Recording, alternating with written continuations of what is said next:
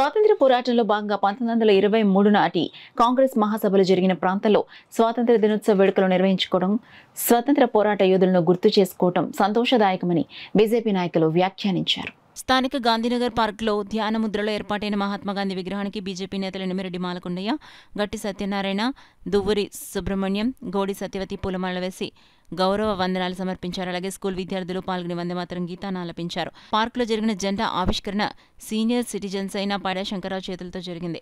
ఈ కార్యక్రమం జాతీయ జనతా పార్టీ మాజీ కార్పొరేటర్ గోడి సత్యవతి వెంకట్ల ఆధ్వర్యంలో జరిగింది.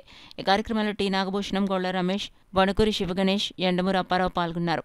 ఈ కార్యక్రమంలో పాల్గొన్న బీజేపీ నాయకులను మాజీ కార్పొరేటర్ గోడి సత్యవతి వెంకట ఆధ్వర్యంలో సత్కరించారు. ఒక విషయం చెప్తాను. ఒకప్పుడు బంగ్లాదేశ్ని కూడా పాకిస్తాన్లో భాగం అయితే దాన్ని అక్కడ ఉన్న ముస్లిం బేసిస్ మీద మన ఇండియా సపోర్ట్ చేస్తేనే బంగ్లాదేశ్ మన విడిపోయింది. ఆ రోజున బంగ్లాదేశ్కి పాకిస్తాన్కి గొడవ జరిగాయి. కానీ ఈ రోజున మతవాదిపై ఆ బంగ్లాదేశ్కి పాకిస్తాన్ సపోర్ట్ చేస్తుంది. అసలు మీ బంగ్లాదేశ్ ఆలోచించండి. ఆ రోజు మేము వద్దనుకున్న పాకిస్తాన్ మీరు సపోర్ట్ చేస్తామని ఒప్పుకుంటున్నారు. సో మతపరంగా మీరు వాల్యూ ఇస్తున్నారు, అది కరెక్ట్ కాదు. భారతదేశంలో ఇన్ని మతాలు ఉన్నా కూడా ఎంతో సాంకేతికంగా అన్ని ముస్లిమ్స్ని, క్రిస్టియన్స్ కూడా సపోర్ట్ చేసుకుంటూ ముందుకు వెళ్తుంది. కావాల్సిన భారతదేశం అంటే అభివృద్ధి కావాలి, ఐకమత్యం కావాలి. ఆ విధంగా బాడ వేయకుండా తప్పు చేస్తున్నారు. ఇప్పటికైనా ఆలోచించిన ప్రజలు, మీరు అంటే హిందుత్వం అక్కడ లేకపోతే హిందుత్వం అంటే మతం కాదు, ధర్మం ఎలా బతకాలో చెప్తుంది. అందుచేత ఈరోజు ప్రపంచాలన్నీ కూడా హిందూ దేశాలు చూస్తున్నాయి. మీరు దయచేసి ఎప్పటికన్నా అక్కడ హిందువులు ఉంచుకుంటేనే మీరు చాలా అభివృద్ధి చెందుతారని గుర్తుపెట్టున్నాం. అలాగే రెండోది, నేను ఈరోజుకి గాంధీనగర్ పార్క్ చేయడంలో పార్కులో అంటే మీరు చేసే పని ఏంటంటే మన దేశం బాగుండాలనుకుంటే మీరు ఇప్పుడు ఆరోగ్యంగా ఉండాలి. ప్రతి వ్యక్తి ఆరోగ్యంగా ఉంటేనే మన దేశ భవిష్యత్తు మీద ఏంటంటే ఎక్కువ అవకాశం ఉంటుంది. ఈ ఇన్వెస్ట్మెంట్ తగ్గుతుంది. హాస్పిటల్ ఎక్కువ వెళ్ళక్కర్లేదు. యోగా చేసుకోండి, ఎప్పుడు వాకింగ్ చేసుకుంటూ ఒక అరగంట చాటింగ్ చేసుకుంటే మీలో ఉన్న రుగ్మలు పోతుంటాయి. అలాగే ఇక్కడ ఆర్కెస్ట్రా చేస్తున్నవారు, ఈ ఆర్కెస్ట్రా వల్ల నేను స్వయంగా చూశాను. ఆ ఆర్కెస్ట్రా టీం వల్ల చాలామందికి ఉపయోగపడింది. నేను 2-3 ఫంక్షన్కి అటెండ్ అవుతే కనీసం వాక్ చేసుకుంటూ కూడా సాయంత్రం వచ్చి 4-5 కూర్చుంటే వాళ్ళు ఎంతో ఆనందపడేవారు.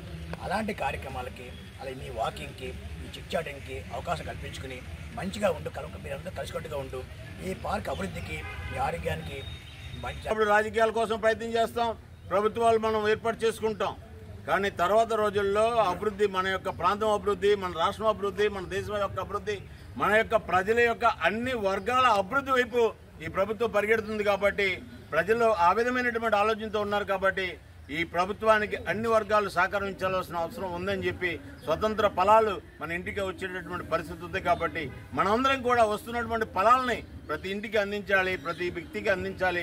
ఆ విధంగా మనం కూడా సైనికుల్లో పనిచేయాలని చెప్పి ఈ సందర్భంగా కోరుతూనే ఒక చిన్న విషయాన్ని గుర్తు చేస్తున్నాను. ఇవాళ బంగ్లాదేశ్ మన పక్కనే ఉంది. భారతదేశం నుంచి విడిపోయినటువంటి పాకిస్తాన్, బంగ్లాదేశ్ ఒకవైపు అప్పుడు విడిపోయినప్పుడు జరిగినటువంటి అల్లర్లు బాగా మర్చిపోయినటువంటి పరిస్థితి ఇవాళ కూడాను.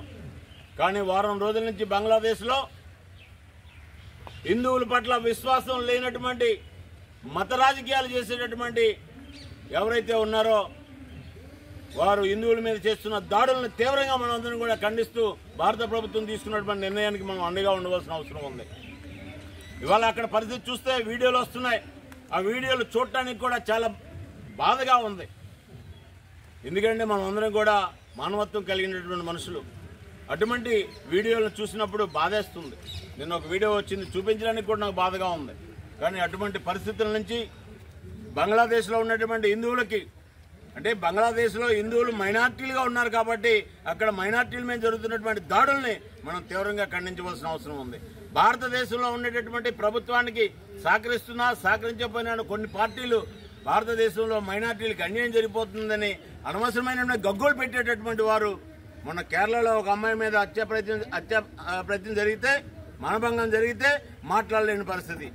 ఇవాళ బంగ్లాదేశ్లో హిందువులు మైనార్టీలు కాబట్టి వారి మీద ఓసుకోత కోసిన, ఆత్మహత్యలు చేసుకునే విధంగా వేధించిన, మానభంగాలు చేసిన, ఇవాళ వాళ్ళ ఇల్లు కూల్చేసిన వారికి కనీస గౌరవాలు లేకుండా రోడ్డు మీద పడి వారు పడుతున్న బాధల్ని ఏ ఒక్క వ్యక్తి కూడా నోరు వ్యక్తి మాట్లాడేటటువంటి పరిస్థితిలో ఉన్నారు. కాబట్టి నేను ఒకటే చెప్తున్నాను, రాజకీయాలు అనేటటువంటిది ఎలక్షన్లో చేసుకుందాం. రాజకీయాల తర్వాత మన యొక్క అభివృద్ధి, మన యొక్క ప్రజల అభివృద్ధి, మన సనాతన ధర్మాన్ని మనం ఏ విధంగా కాపాడుకుంటామో మన యొక్క అన్ని వర్గాల ప్రజల్ని కాపాడుకోవడం మన బాధ్యతగా మనం ఫీల్ అవ్వాల్సిన అవసరం ఉంది. ఇచ్చారు కాబట్టి ఈ ప్రాంతాన్ని గాంధీనగర్గా పెట్టారని చాలామంది అనుకుంటారు. కానీ 1923లో జరిగినటువంటి సమావేశంలో గాంధీ గారు ఈ ప్రాంతానికి రాలేదు. ఎందుకంటే వారు ఆ టైంలో 1923లో ఇక్కడ కాంగ్రెస్ మహాసభలు జరిగే టైంకి వారు ఎర్రవాడి జైల్లో ఉన్నారు. అంతేకాదు ఆ రోజు జరిగినటువంటి కార్యక్రమానికి ఆ రోజు కాంగ్రెస్ పార్టీ అధ్యక్షుడైనటువంటి మహమ్మద్ అలీ జిన్నా అధ్యక్షత వహించడం జరిగింది. ఆ రోజున అయితే గాంధీ గారు ఈ కార్యక్రమానికి రాకపోయినప్పటికీ కూడా వారి సతీమణి అయినటువంటి కస్తూరిబా గాంధీ గారు ఈ సమావేశానికి హాజరు కావడం జరిగింది. కస్తూరిబా గాంధీ గారితో పాటు మోతీలాల్ నెహ్రూ గారు, సర్దార్ వల్లభాయ్ పటేల్ గారు, సరోజినీ నాయుడు గారు వంటి అనేక ప్రముఖులు కూడా ఈ కార్యక్రమానికి హాజరు కావడం జరిగింది. ఈ సందర్భంగా మనం ముఖ్యమైనటువంటి ఇద్దరు మహామహులను మనం తలుచుకోవాల్సినటువంటి అవసరం ఉంది. వారిలో ఒకరు పిఠాపురం మహారాజా గారు. పిఠాపురం మహారాజా గారు 1923లో జరిగినటువంటి ఈ సమావేశానికి సుమారు 120 ఎకరాల కాంగ్రెస్ సమావేశాలు జరుపుకోవడానికి అవకాశం కల్పించారు వారు ఇక్కడ. అంతేకాదు 150 టెంట్లు వేయించారు. 12,000 మంది కార్యకర్తలు పాల్గొన్నటువంటి కాంగ్రెస్ మహాసభల్లో నాడు కార్యకర్తలు పాల్గొన్నటువంటి ఈ కార్యక్రమానికి 36 VIP టెంట్లు వేయించడం జరిగింది. ఇవన్నీ చూసినప్పుడు అంతేకాదు మనం చూసినట్టయితే ఆ రోజునే ఈ అరేంజ్మెంట్స్ అన్ని, ఈ కాంగ్రెస్ మహాసభలకు అరేంజ్మెంట్స్ అన్ని చేసిన వారిలో బులు సామూర్తి గారిని మనం ప్రత్యేకంగా చెప్పుకోవాలి. వారిని చూసినట్టయితే ఆ రోజున వారి పుత్రుడు మరణించినప్పటికీ కూడా ఆ మనసులోనే వారి బాధను దాచుకుని కాంగ్రెస్ మహాసభలకు అవసరమైనటువంటి అన్ని అరేంజ్మెంట్స్ కూడా వారు చేయడం జరిగింది. కాబట్టి వారికి కూడా ఈ సందర్భంగా మనం గుర్తు చేసుకోవాల్సినటువంటి అవసరం ఉంది. అంతేకాదు ఆ రోజున జరిగినటువంటి కాంగ్రెస్ మహాసభల్లో టంగుటూరి ప్రకాశం పంతులు గారు, అదేవిధంగా మొసలగండి తిరుమలరావు గారు, దువ్వూరి సుబ్బమ్మ గారు, బిక్కిన వెంకటరత్నం గారు, ఇలా అనేక మంది ప్రముఖులు కూడా ఈ కాంగ్రెస్ మహాసభలకు హాజరు కావడం జరిగింది. నాడి ఆ జరిగినటువంటి ఈ మహాసభల ప్రదేశంలో మనం ఈ రోజున స్వతంత్ర దినోత్సవ వేడుకలు మనం జరుపుకోవటం మనందరం కూడా అదృష్టం చేసుకున్నట్టుగా మనం భావించాల్సినటువంటి అవసరం ఉంది. అంతేకాదు ఇందాక మాల్కొండయ్య గారు చెప్పారు, మన ప్రభుత్వం, కేంద్రంలో ఉన్నటువంటి ప్రభుత్వం అనేక సంక్షేమ కార్యక్రమాలు ప్రజల దగ్గరికి తీసుకొస్తూ ఉంది. వారిని అన్నింటినీ కూడా మనం సద్వినియోగం చేసుకుని ముందుకు వెళ్లాల్సినటువంటి అవసరం ఉంది.